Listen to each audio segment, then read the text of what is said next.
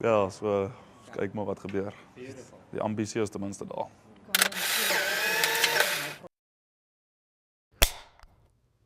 Action! Aan de kant dink ek is dat natuurlik dat enige eindgebruiker Dit is die doel wat met ons onsself stel as 'n hoër instansie. So I think maybe one main goal is to gradually maybe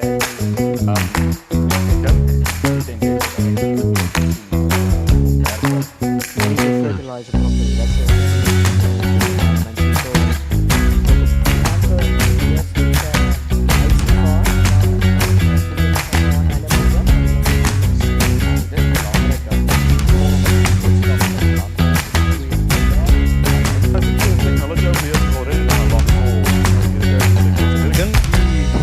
Die boodskap moet al sterker deurkom om 'n kultuur van die regte gebruik van water te bevorder.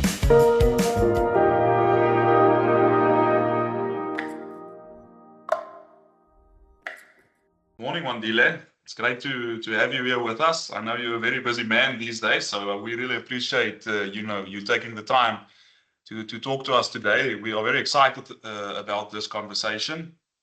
And yeah, how have you been? No, all is good, and thanks so much, Mike, for having me on this call. It's been good. A lot with the trade matters so far, but also just the general observation of what's going on in the northern regions. We are talking at a time where the guys are preparing for the next season and finishing the harvesting of the other season. But overall, all good and in good energy. Yeah, great stuff. Wandile, before we get going, on the local and the South African market, maybe just a quick word on the global economic climate, because I mean it's some strange times at the moment. I mean, we've got two wars going on. We've got Trump, playing a lot of games, if you can call it that. We're on the brink of incorporating AI into most businesses, including agriculture. Just maybe a quick word from your side on the global economic climate before we head into agriculture. I mean, when I think about where we are, Mike, at this time, of course, I'm a bit worried about the path ahead. Typically, we would have been seeing the world economy growing at about 3.6% or so. That's the long-term average. But I think much of the numbers that are coming out, either you're looking at the World Bank, you're looking at the IMF, they are telling us that growth could slow at somewhere below 3%. And on that, they are even factoring a modest path ahead. But we know that the tariff environment changes. But the tariffs are just one aspect. There's still wars that are happening in the African continent. There are some in South Sudan and in the eastern parts of the continent. Of course, the issues in the Middle East and the Black Sea. So there's a number of geopolitical issues that are there.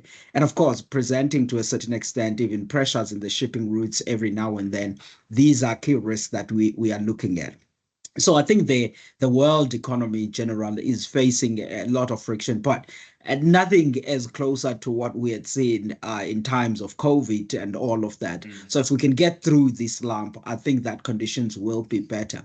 And I think, Mike, on our side, of course, we always worry about these things because they matter and to how they impact the South African economy, the demand for products that we send out. So these are all sorts of things that we are looking at to say, will the demand still be solid, supporting domestic growth and stuff. And I think that's that environment that keeps one, at least in a bit of an uncomfortable state when you are looking at a macro picture of where we are sitting. Yeah, I think it's important to keep perspective. As you mentioned, if you take a look at only recent history, I mean, we went through COVID. If you want to go a little bit back, you've got the 2008 crisis.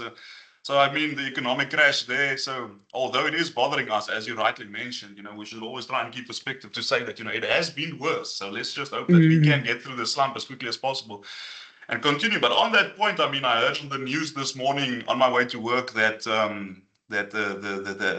was it the agricultural exports that was up 26% versus the same time last year. I mean, that's a good sign. If we jump into agriculture now, yeah. Yeah, I mean, I think the agricultural sector is because there are a couple of things that we are all worried about. One was the fact that domestically, 2025 is a recovery period. We are coming from a long period of where we were hit by the drought. If you think our performance in 2024, the northern regions of the country. 2025 now we are starting off on this good path, and even if you were thinking about the export in the first quarter of the year, the exports were somewhat pretty much robust. And you fast forward now, you're looking at the second quarter, the export were as good, up 10%, around 3.7 billion US dollars to the world. But of course, the US exports, they were around 161 million US dollars, and of course up 26%.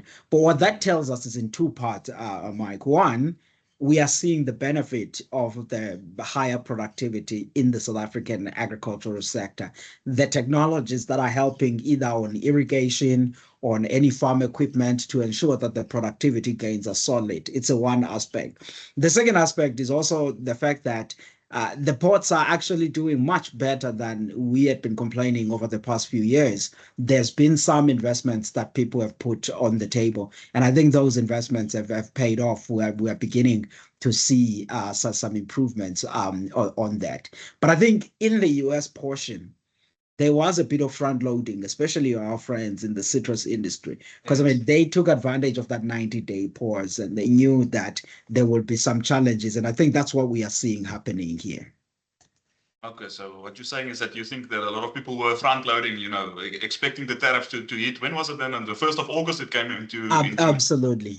Yeah, Absolutely. Yeah, I was wondering about that actually, but yeah, no, it's good to mention. But I mean, yeah, seeing as though I'm acting on behalf of the South African Irrigation Institute today, we should probably start touching on irrigation a little bit. How do you see the irrigation sector's contribution towards GDP? I mean, we've got a lot of crops that we are exporting at the moment, like the citrus that we are seeing, the rice. We've got macadamias, we've got blueberries stepping up once again.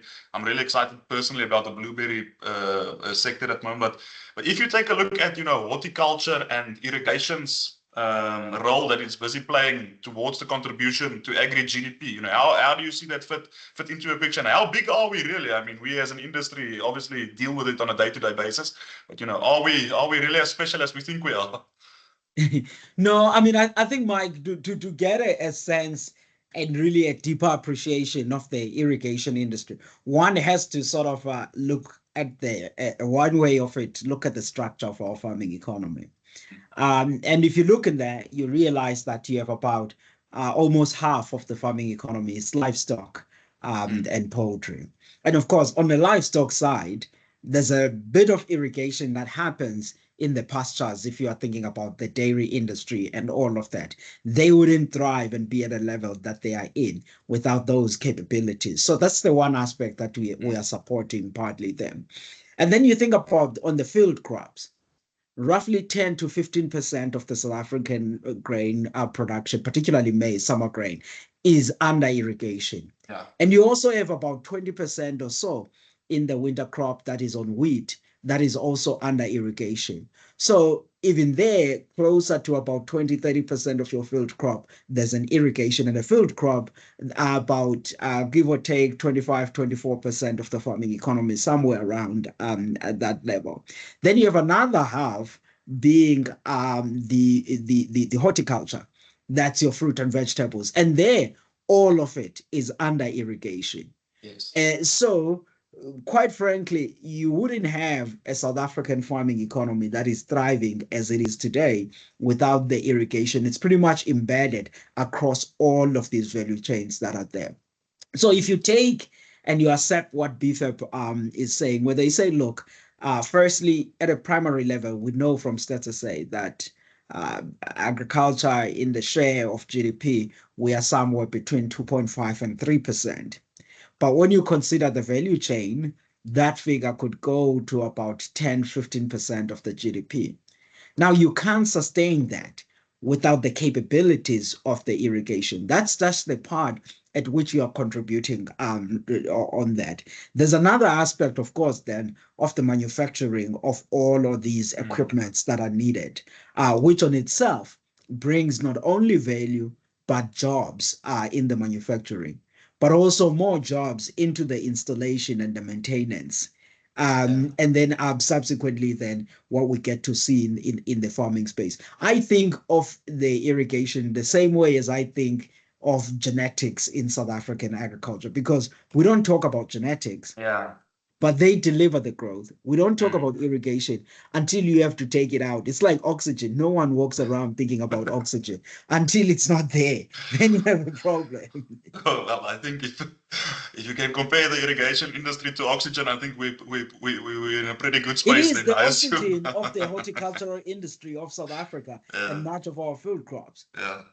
I also think, about the diversification that the irrigation sector offers, because I mean a lot of the irrigated crops horticulturally, gets exported. I mean we're probably not exporting as much, summer grains, winter grains, livestock. I know we're exporting a little bit, but not to the same extent as the horticultural sector is exporting. So I mean it also offers a bit of diversification in terms of the different markets that we are servicing at the moment. Would you agree with a comment like that? No, I mean, I would agree with that fully. I mean, think about it, Mike. Our export basket, what is in our export basket? At the top, it's fruit. Just now, the figures we were talking about for the second quarter, you see citrus, you see nuts, you see apples and pears, you see grapes, wine, and everything else. And there is no way you would have a basket like that without the irrigation. And that is where also we have been seeing a lot of growth when we are thinking about the export activity.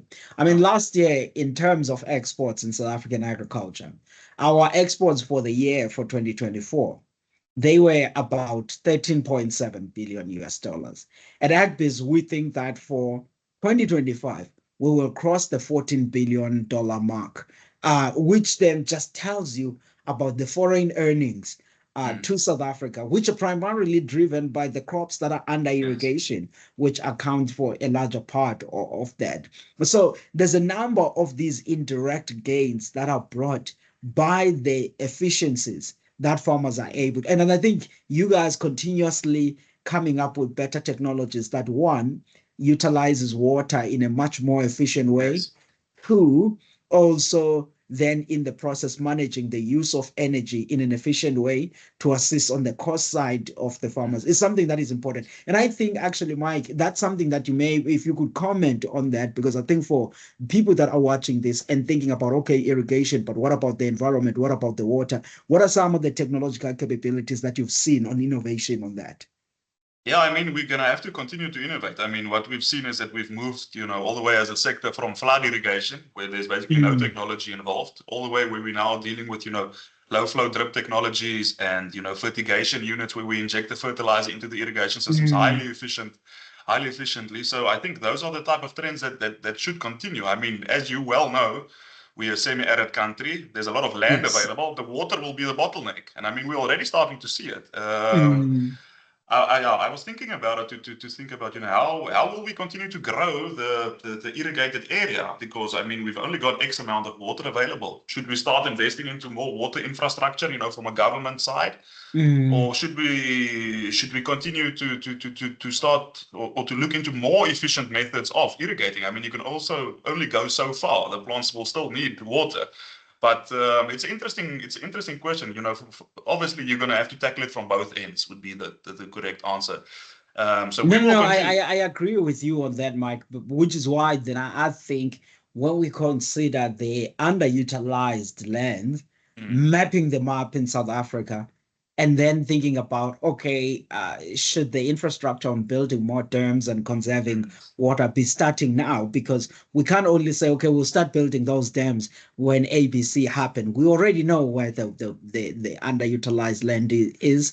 If then the infrastructural part of building the dams start, and then as you guys bring the efficient technologies and some of Sabi partners bringing up all of these innovations, you only just build on that base. Because the truth is that we will continue to need the food that we produce, and we will continue to have to serve the global market in a way that is, and the only way we can do that is if then we are efficient on these bases of the production level.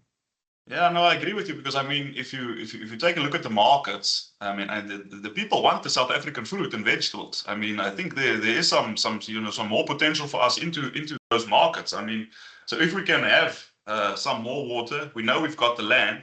I think then we continue, this growing trend of the horticultural exports that we have been seeing over the last couple of years. I mean, but if we can stick to the markets a little bit, I mean, there's been also a lot of action in opening up new markets in the last couple of years, which is very exciting to us as an industry, for all the reasons we've already mentioned throughout this interview. But maybe just a word from your side on the new markets, and some potential markets that we are busy tapping into currently.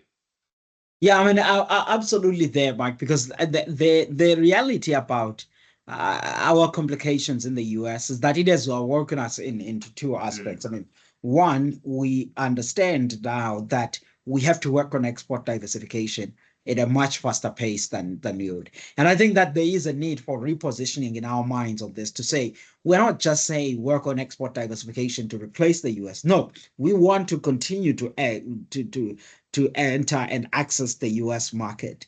But the diversification is only an addition.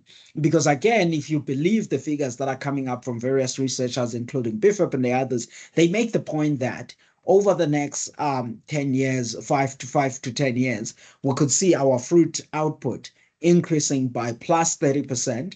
And of course, this is just considering the land that has been planted, not the new ones that is still going to come into place.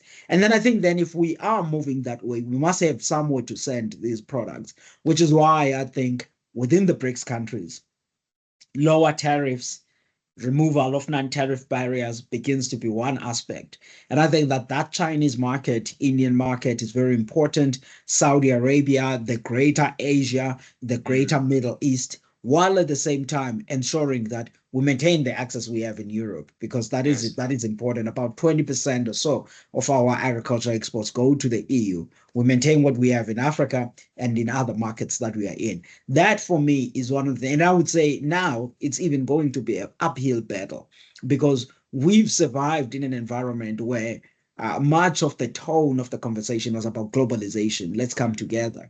Right now, the tone has changed to our starting point where the world is fragmented. The world may not grow as faster. So you really have to diversify, both looking at areas that have a growth potential to absorb your high value products, as well as a robust population that may need these. And that requires a lot of work, which is why I think collaboration, private sector, government, academia is going to be important for South Africa as we march that path. And I think, again, Mike, the key thing for me is that the crops that are under irrigation are also the ones that are solving the South African problems. The South African problem is high unemployment. If you want to solve that, you need to expand in horticulture, fruit and vegetables. They are more labor intensive. And I think that then the irrigation industry not only assists in boosting exports and making sure that we have higher value our products, but it is also part and parcel of solving our joblessness problem in the country. Yeah, no, that's true. Yeah, I think also, we didn't think about that enough as an industry, about the role that we have to play there as well. So thanks for raising that. I mean, one thing on the markets and specifically the BRICS agreement. I mean, I was very excited personally when we signed this agreement a couple of years ago, specifically for the markets that it would open up in terms of exporting our fresh produce to that side. But we haven't really seen the benefit in terms of agri exports towards the BRICS countries. Why is that? And when can we expect to really reap the benefit of that agreement? Yeah, I think the challenge that we are stuck with, Mike, at the moment is that when it comes to BRICS, we had still only agreed to be politically aligned, cooperate geopolitically, and all of that.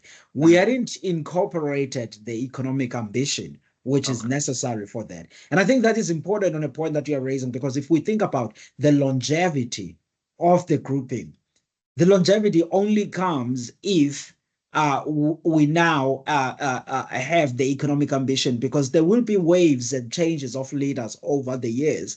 And if new leaders in some countries come in, and they are ideologically not aligned with another leader, then there's nothing that ties them together to actually keep this structure going. Yet BRICS is that important because now there's new members that are coming in. And if you look at it purely from an agricultural perspective, you could argue that roughly half of global agricultural trade is within the BRICS community. But the interesting thing about it is that the intra-BRICS trade, to your point, is very low. It's stuff that is coming from outside. And we talk a lot about the US tariffs that are high at 30%, the discounted were at 10%. But we don't say that China is imposing, for example, to macadamia farmers in Mpumalanga and KZN. If they want to access China, they get hit by roughly 12% tariffs. If you are in the Western Cape, you are doing wine. If you're on bulk or bottled, depending on where you're sitting, but the tariff that you face is between 14 and 20% in the Chinese market and many others. And the key thing is the lack of the trade agreement amongst these countries, which is what I think we need to figure out how we navigate that. And it is not just the BRICS members who refuse this, because South Africa also needs to snap up and start embracing free trade agreements, which is something that I think it will be a bit of a shift from the ideological leaning that we've been having also on trade, because we haven't been as that willing to enter these. We like this preferential trade that are protecting one sector on another, but we don't go full steam. And it's always tough for us to make some of these trade-offs. But I think it's time for that now. Yeah, no, I agree with you, but I think it's extremely important, that you mentioned now that, tariffs is not a new thing. I think a lot of people only heard about tariffs recently because of, Trump being in the media, a lot and all that, but tariffs is not a new thing. I personally didn't know about the tariffs on macadamias, for example, because I was sad about the tariffs to the US, because I know we've only recently starting to export, significant amount of macadamias towards the US. So I didn't even know they had tariffs to China on the macadamias. But yeah, let's just hope that they can, continue expanding that agreement and making it more favorable, specifically for agriculture. But I understand what you're saying, and that it was only the start. So let's just hope that we can get to that space.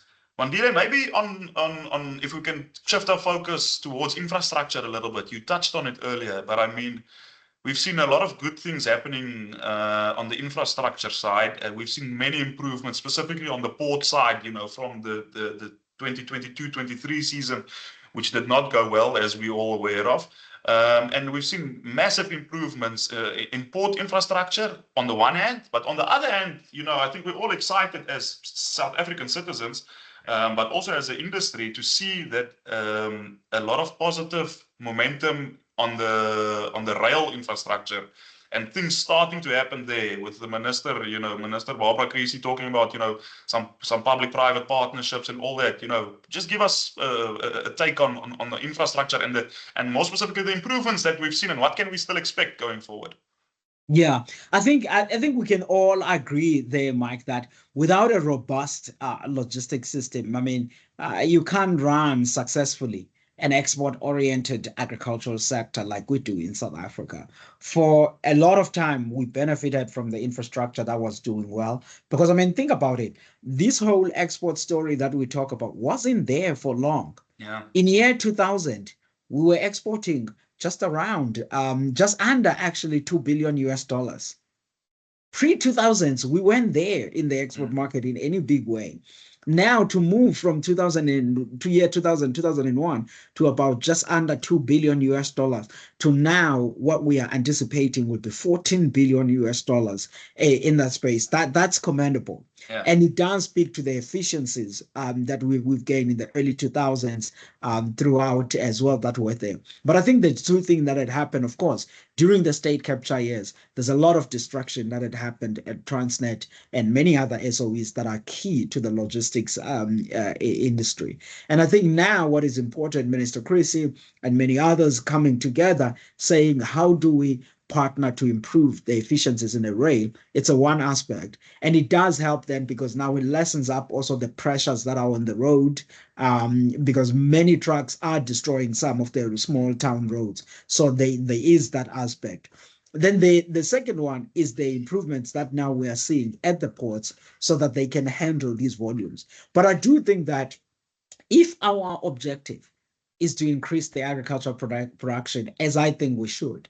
We should also not neglect widening the infrastructure, especially on logistics. We can't keep the same size of the roads, the same size of everything, while the volume of what we are producing is increasing, and it needs to be carried out. And I think we only talk and come more to conversation about the maintenance, but we don't realize that the volumes have increased so much over the past few decades that needs to be handled by the same size of the ports and the same size of the roads. And in fact, much more inefficient roads now relative to the early 2000s and the 90s. So there's that dimension, which I think Infrastructure South Africa and many people that are engaged at the transport department really have to think about those interventions. But the momentum right now is in a good place. And I think that it is rolling on and encouraging in terms of the collaboration between private sector and the government.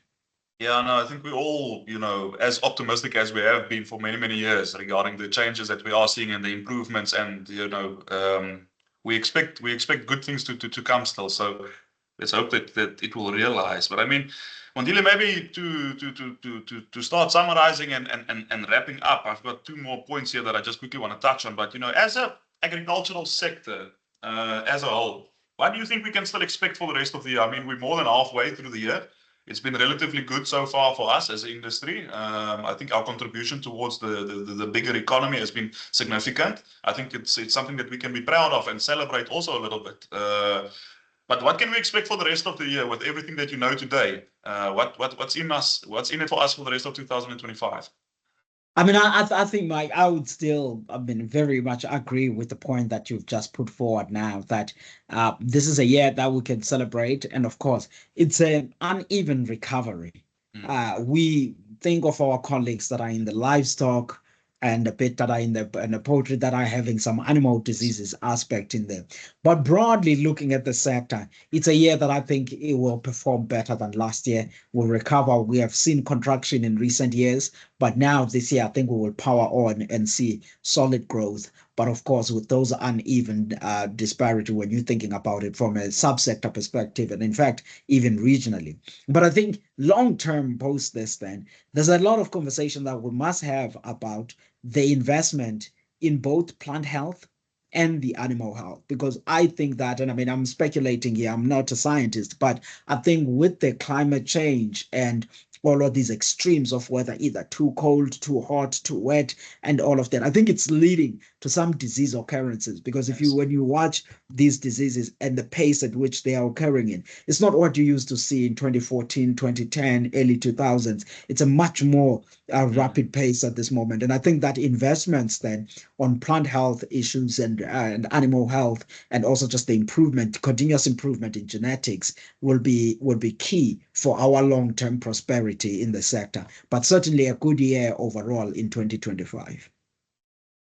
I'm happy to hear that you agree with me and the feeling that I have about it. But and then, Wandile, if you can say anything to the irrigation sector as a whole, I mean, I hope that the whole irrigation sector will see, this interview. If you can tell anything to the irrigation sector, or maybe even ask them something, what would it be? I mean, what I could say to the colleagues in the irrigation sector is that they must soldier on the innovation to support the agricultural sector. The point I made earlier, I meant it sincerely, that without the irrigation industry, there is no thriving South African agricultural economy. People don't talk about you because you are delivering excellent products. The moment you start delivering subpar products, that's the day people will talk about you. Just again, like we don't talk about oxygen until there's air pollution. Then we begin to talk about that. So the irrigation industry is really the key necessity on driving all of these productivity gains. And you are part and parcel of each and every of our subsectors in agriculture. And I think the improvement that we are to see in the coming years, in great part, depends on the technologies that the industry will be bringing. So we are really thankful, at least from an agri side, from all of the work of the irrigation industry and innovation and the research that you continue to do. Thank you, Wandile. I appreciate the nice words. I mean, after the sporting weekend that we have had, we take any motivation that we can get. South African citizens. But I appreciate it, and we appreciate it as an irrigation industry, you know, especially all the work that you are doing with your colleagues there at AgBiz. If Thank there's you. anything you need from our side, I mean, we'll be very happy to collaborate and help. But really, thank you from the bottom of our hearts as an industry. We appreciate it. And thank you to your time today. We also appreciate that. We know your time is limited. And all the best for the rest of the year. And stay in touch. Thanks, Wandile. Thank you so very much. Thank you, Mike.